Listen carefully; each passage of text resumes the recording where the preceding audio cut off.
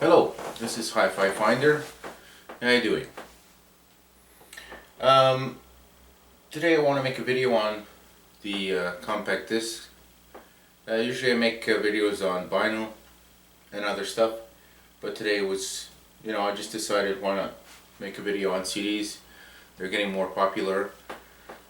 I wouldn't call it a resurgence. Vinyl was a resurgence during the thing that happened a few years ago with the people getting sick.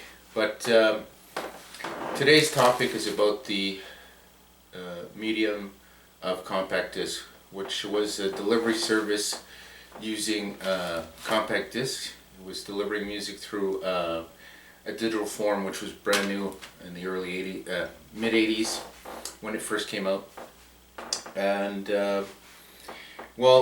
for me, the compact disc was sort of a way to deliver software to people at their homes.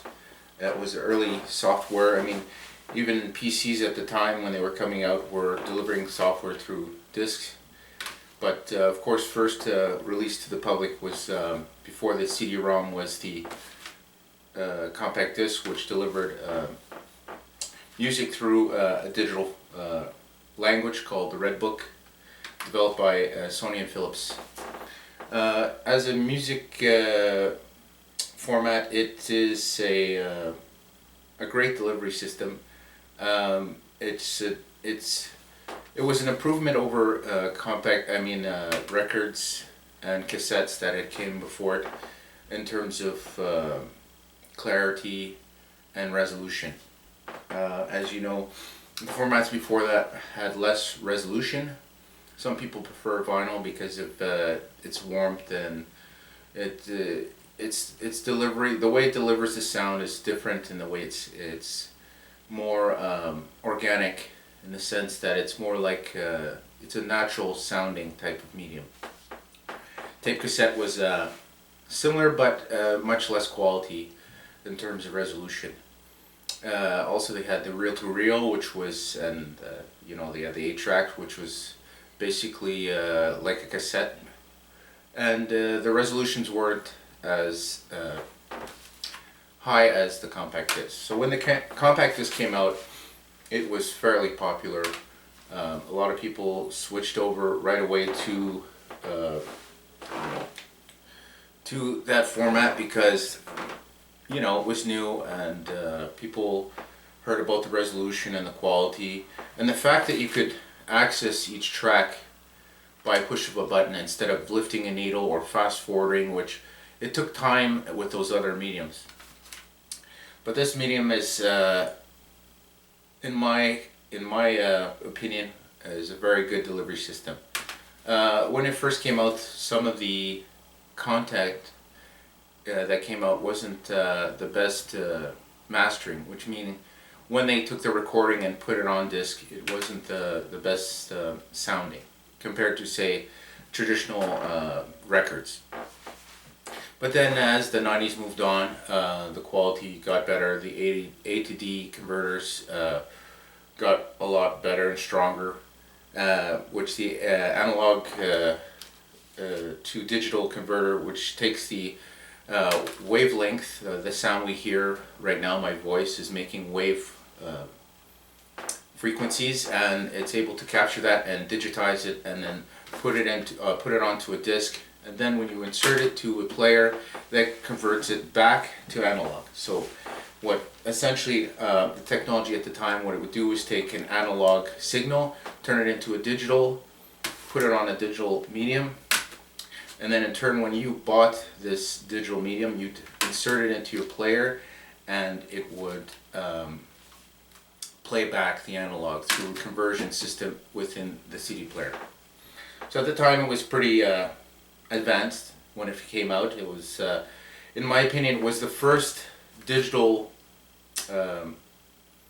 media that was adopted in most households, even before the PC and video games.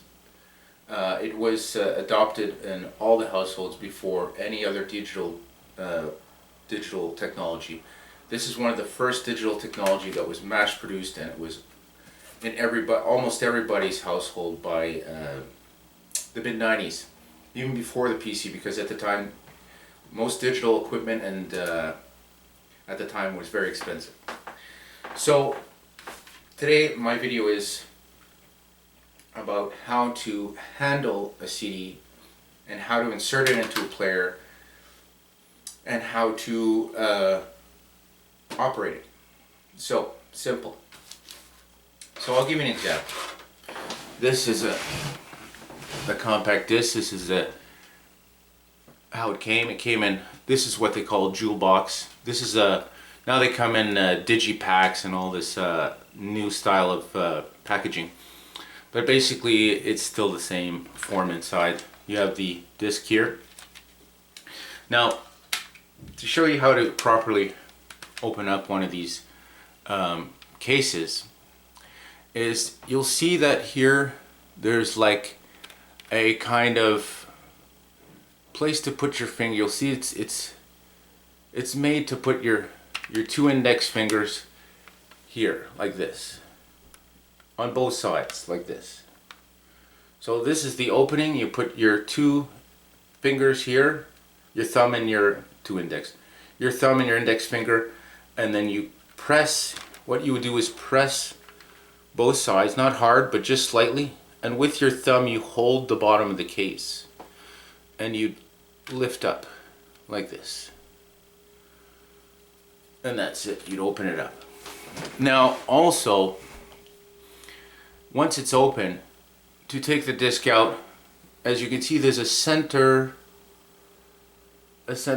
plastic here which holds the disc in the case so it wouldn't fall out when you opened it. So in order to take it out of its case, you put your index finger on that plastic piece. You take your thumb and your middle finger, and what you do is you push that button. I can't really show you here. You got to push that button while you lift the two sides here like this.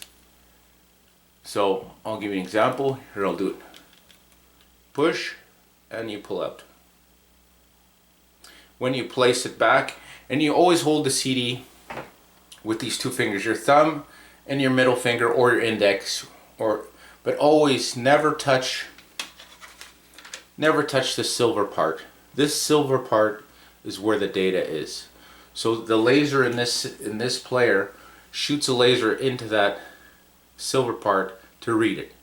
So if you put your fingers or you place the disc on the silver part and scratch it, you could have problems with playback. But Sony developed the error correction system on these most CD players to try to fix it by randomly putting data in different places. So say if there's a nice scratch here, it'll access another part of the disc that has a copy of that data that was scratched or missing. So it's very essential that you handle these discs properly. The other side, here's where you see it has a photo of the cover of the album. And it's a paint, but underneath that, it's very thin. Underneath that is the silver coating, which it's a special, that's where the pits are, where the laser's reading. So if you scratch this side, then you permanently damage forever the disc, and most probably it will skip. So you can't scratch either side. You really don't want to scratch this side. It's more resilient this side. You can touch it all you want. But if you scratch it, you've lost the data permanently. If you scratch this side, you can almost repair it sometimes by using a car compound or a certain type of plastic compound, which is kind of like a wax or a polish that takes off scratches from the plastic. So again, it's very important that you handle these properly, and if you do, they can last your whole lifetime. I mean, these discs will outlast a lot of people. They're in their lifetime. That's how good this medium was. You could play it thousands of times without any loss of data. When if you look at the older technology you had, like records or cassette players, as you play them they wear down because it's making physical contact with the medium. This one has no physical contact. It's using a laser that shines on the disc, and the disc has pits, so it has pits and valleys. And what it does is it gives a code zeros and ones. So I'll give you an example. If the pit, if it finds a pit, that's a 1.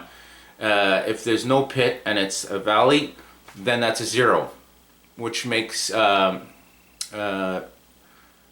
code, and that code is deciphered in this CD player. It has a chip that can decode the code that's on this disc and then convert that to analog with the D to A converter, and then you have your output that gives you the audio signal out, and that's how you hear what's on this disc. So that's a bit about how to handle it. Now I have a DVD player, but some of them can play CDs, so I'll show you how to operate it. So here's your power button. You press it on. You wait till it says no disc, it's already booted up, and then you see there's a button here. It's kind of like a triangle, and it's an eject or open button. So you press that and the door opens. So what you have to do is with your index fingers, you will see on both sides the slots here that are open, so that you can fit. Their 2 fingers can go to the side and place the disc in the actual holder. You have to make sure that the disc is centered in that holder, because if it's hanging out any which way and you close the door, you could end up pinching the disc and scratching it. So it's essential that you get it in the drawer properly. So then all you have to do is you press the open button, which is also a close button. Now you see a lot of people, especially the older folks, will try to push the tray back inside of the player, but what ends up happening is you wear it, certain components in the gears, and there's some of them that have belts. You wear them out, and then eventually you'll have a problem opening or closing the disc. And if you can't properly open and close the disc, sometimes the unit will not play the disc, even though it'll close. So my advice is always use the button to close it. So that's it. As you can see, it'll start to read this, what kind of disc it is, and it's found what it is. It says CD. It says there's 10 tracks on it, and it tells you the play time. So the total play time is 49 minutes. So this disc has 49 minutes of audio on it. So that's the beauty of this CD player, is that you can see how many tracks you have, how much time, and as you see, there's a play button, stop and pause. So what you can do is, if you want to listen, you press play. Press play. So it's automatically going to go to the first track, and as you can see, it's counting down. With certain CD players, you can have it counting up or counting down. This one is counting up, and after it gets to the end of the track, which, say if it's 3 minutes, we'll just fast forward and just go to the next track. You'll see it starts to 0 again. So as you can see how fast this unit works, you just press and it's already at the next track, and you're listening. You can select which track you have, and that was the big advancement in this medium compared to their counterparts, the older record player or cassette tapes. You had to fast forward them or lift the needle and go to the next one. This one, you just tap the button. There's no guessing where the track is. Because with CD, each track has a designated position on the disc, and there's a table of contents on the disc that tells the laser where to go for each track. So that way you're not guessing where the music is that you want to hear on that particular disc. So it was actually quite an advancement. plus the quality of sound. The old CDs would use 44.1 sampling rate. Now we have other digital mediums that are higher resolution. You have HD tracks, you have Tidal, you have all these other streaming services now that have a higher sampling rate. But for me, I like the sound of the 44.1 using the conversion system in the physical player. I find it sounds different. I mean, it sounds clear. I don't think that high definition tracks sound that much better. They certainly do sound better. But again, it all comes down to how it was manufactured. So when they manufacture the CDs, in the studio they'll have the master tape, and they'll convert it into a digital file, which they put on these discs. And if it's done right, it sounds perfect, and it's really not that far off of high definition. But even if you have a high definition, more resolution, if it was converted improperly, the sound won't sound good. So there's always a difference between each medium, records, cassette, because they are converted in a different way by a different person in a different studio. So they could all sound different. You could have the same album on vinyl, CD, cassette, streaming. They all sound slightly different. So even though it's the same music, it sounds different depending on what you play it through, the actual device, earphones, and what kind of mastering, what kind of conversion was done. So for me, it's one of my favorite mediums because of the clarity, the access of tracks, the convenience. Of course, streaming is a step ahead of the CD player because you can take it anywhere you are, on your phone, anywhere, on computer. But the thing is that with the CD, it was convenient at the time when it came out, at least in the sense that you couldn't take a record player around with you, carry it around with you to hear it if you wanted to go for a run or walk or take the bus or wherever. So the CD player, you'd have a CD player in your car, or you had a small Discman, as they used to call them, which was a compact version of a CD player that you put batteries in, and it's kind of like an iPhone or an iPad, but with a disc. It plays disc. So, it's battery powered. You put your earphones in and you hear your music. But what was more convenient was the iPad. The iPod, and then the iPhone, and all these digital devices we have now can play music at this resolution or higher, and you don't have to carry these discs around, because these discs here are what carries the files, the data. So that was the change that came after the disc. Was streaming was more convenient. But the thing is that with compact disc is that I own the file. With streaming, you don't own the file. You're actually borrowing the file, which means that at any time they can restrict or just delete the file, so you have no longer access to this music. So why I like CD a bit better is because if you have the physical disc, you can play it anytime, and it's yours to own and to use. And the best part is you can get a CD-ROM or put this CD in a computer that has a disk drive. You can copy these files to your phone. So that way, if you don't have data, because of course streaming you need data, or you can download those files from the streaming service on your phone. But again, you have to use data to get that. With this, you don't need a data, you don't need internet, you just need power to power the device that's going to play it. So there's a positive thing about streaming, and there's a positive thing about physical media, especially CDs.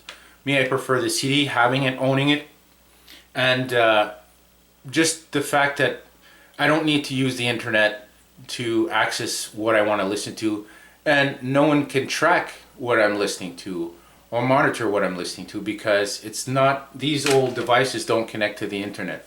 So it's a form of privacy also. So let's move along. I brought some other formats of CD. Now, if we open up the disc drawer here, you'll see that you can insert a CD inside of the tray. But what I have here is, this is from a music conference I went to when I was younger.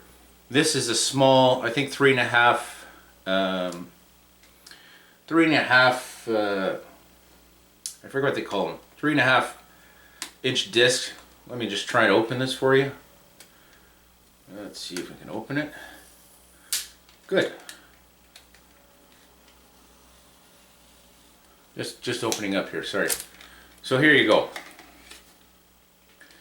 This, whoop, good thing it's padded.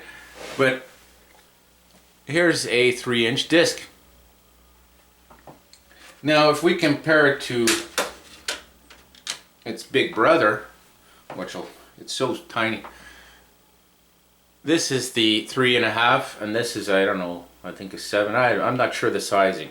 Forgive me for not knowing. But as you can see, the size difference is, it's not too dramatic, but it's like half the size of, say, a regular disc. So there's a tiny little slot inside the tray. So you have a slot for the larger disc, and you have a slot for the smaller disc. So you can see that they can both fit in the same tray. But there's a centering part for that small disc, so when it's loaded, it's centered on the spindle inside and spins right. So let's see, we put that in, see if it reads. That's the small disc. Let's see if she'll read it. And she found it. So this tells you it has one track and it's 11 minutes long. So again, well, probably there's more. I think there is more. It's 11 minutes. Let's see, let's play it. Let's see what they got. Let's see if there's a next track. No, there's one track on this. It's 11 minutes. But I think it's a sampler and it has many songs. But they didn't split it up. But anyways, that's one of the other forms of CD that we had at the time when I was younger. So we have that, and then I wanted to show you this other disc format, and this one is very cool. It is, as you can see, that most of the disc is transparent, most of it. But if you turn it around, it's basically that small disc I just showed you, but in a larger disc, and it has art, a bigger art form on this plastic disc. But as you can see, this is a compact disc. It's basically see-through. But they put that silver coating on this side, which has the information, and it reflects from the other side. But this is a cool format that you can do with, I mean, a different form of a compact disc that was very interesting at the time when I was young. They don't do these that much anymore. They were pretty rare at the time, but at the same time, you know, it was like there's plenty of formats that have like an art form, a physical art form, which you can't get with streaming. And that's the beauty of actually having this disc, okay? Buying it and getting it in your hand is just, there's something about having this and that it can play music. Not only is it art, you know, a form of art. This is the cover art for that artist. But not only do you have the cover art, but you know, you can see it, hold it. It plays music, which is amazing. I mean, your iPhone or iPad will always look like an iPad and iPhone. Yeah, you have a screen. It shows images, the art form on your screen, but it's still a screen in your phone. But this disc has different art forms and different things, and it's physical. It's not the same as just a screen. So I find it, if you ask me, I find it pretty cool that they developed these ways of physical media that incorporated your art. Just like some records have different color or different type of material that it's made out of, which is very interesting. It's cool. I don't know. I like it. I geek out. And here's another one that I have. It's going to be very hard for you. But if you can see, it's actually a hologram CD. Now I have to put it on an angle. Sorry guys. But as you can see, this has a graphical, they call it pit art. But basically, there is a design on the actual disc. So as you can see in this part here has the music, because you can see it's just a regular CD, how a CD looks. But if you look on the outer edges of it, they have, what they've done is laser etched an image in the actual disc. Okay, and these were usually singles. I have a few of these, and they're so cool. Now let me see if I can really get that light in there. Sorry guys. But this is the best I can do with the lighting I have.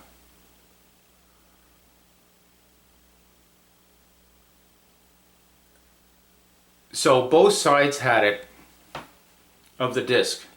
The other side would have the title and more holograms, but if you flipped around where the other side where you had the music, there was still a hologram there. As you can see.